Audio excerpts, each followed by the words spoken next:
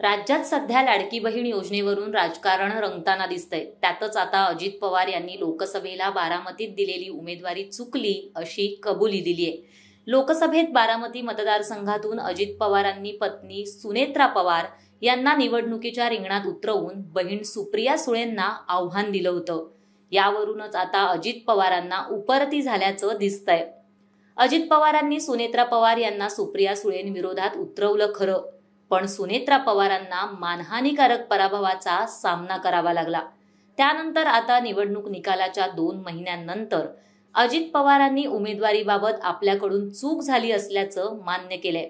एका वृत्तवाहिनीला दिलेल्या मुलाखतीत त्यांनी याबाबत भाष्य केलंय।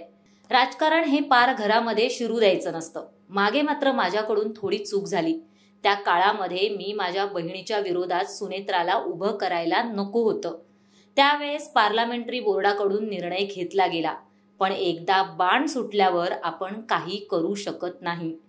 पण माझं मन मला सांगतंय तसं व्हायला नको होतं, अशी खंत अजित पवार यांनी व्यक्त केलेली आहे। परंतु अजित पवार यांनी दिलेली ही कबुली महाराष्ट्रातील बदलत्या राजकारणाची नांदी तर नाही ना, अशी चर्चा आता राजकीय वर्तुळात रंगू लागली आहे। एक प्रकार त्याने जे वक्तव्य केलंय, मला वाटतं ती स्ट्रॅटेजीचा सुद्धा भाग असेल, किंवा ज्या पद्धतीचं फिलर्स येत आहे, ज्या पद्धतीचं राज्यातलं जे काय वातावरण आहे ते पाहता आपलं काय महायुतीमध्ये काही खरं दिसत नाही। तिकीट मिळतील, आमदार राहतील याची काही शाश्वती नाही, त्यामुळे त्याने अशा पद्धतीचं वक्तव्य केलं असेल। एका बाजूला अजित पवार आपली चूक झाली असं म्हणत असले तरी दुसऱ्या बाजूला विचार केला तर ही अजित पवार यांची स्ट्रॅटेजी तर नाही ना, अशी शंका उपस्थित होते। याचं कारण असं, अजित पवार राजकारणात नवीन नाहीत। राज्याचं राजकारण तर ते कोळून प्यायलेत। नाही म्हटलं तरी शरद पवारांसारख्या मातब्बर नेत्यांच्या मार्गदर्शनाखाली दादांची राजकीय कारकीर्द घडलेली आहे। त्यामुळे राजकारणातले डावपेच त्यांना चांगलेच माहिती आहेत। त्यामुळे दादांनी ऐन निवडणुकीच्या तोंडावर केलेलं हे विधान राजकीय स्ट्रॅटेजीचा भाग तर नाही ना, अशी शंका आता उपस्थित होते। अजित पवार हा तसा मोकळा ढाकळा नेता आहे, मात्र गेल्या काही दिवसामध्ये त्यांनी जे काय त्यांची ब्रँड इमेजसाठी जी काही कंपनी अपॉइंट केलेली आहे ते पाहतात ते सर्व नकली आणि स्टेज वाटायला लागलंय। त्यामुळे आता आज त्यांचं जे वक्तव्य ते माझ्यासाठी सुद्धा एवढं शॉकिंग होतं की काल परवापर्यंत ते सुप्रिया सुळेंचं नाव घेत नव्हते। आता अचानक सुप्रिया सुळे कुठे जरी असतील तरी पण मी त्यांच्या यावेळी काही करून झालं तरी मी रक्षाबंधनाला जाईन।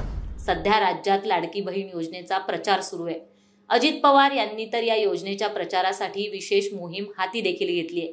परंतु त्याच वेळी विरोधकांकडून अजित पवारांना टार्गेट केलं जातंय। अजित पवारांनी स्वतःच्याच बहिणीला फसवलं आणि आता इतर बहिणींना 1500 रुपये देऊन भुरळ घालतायत असा विरोधकांकडून बोललं जातंय।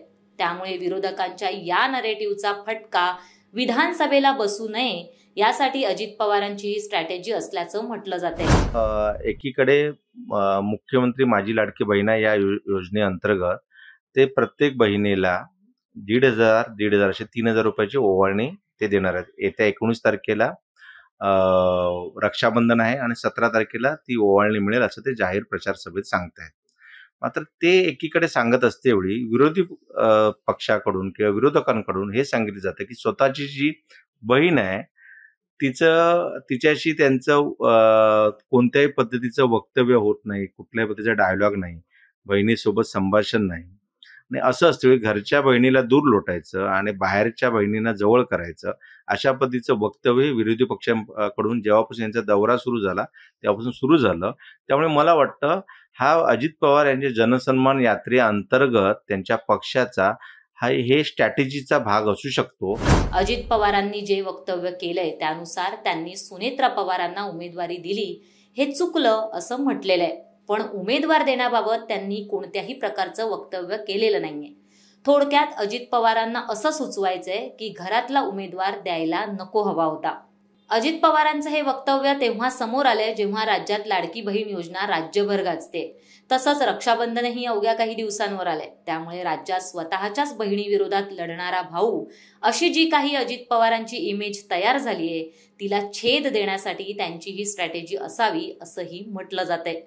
तुम्हाला याबाबत काय वाटतं हे आम्हाला कमेंट करून नक्की सांगा आणि असेच राजकीय अपडेट जाणून घेण्यासाठी माय महानगर लाईव्हला सबस्क्राईब करा आणि बेल आयकनला प्रेस करायला विसरू नका.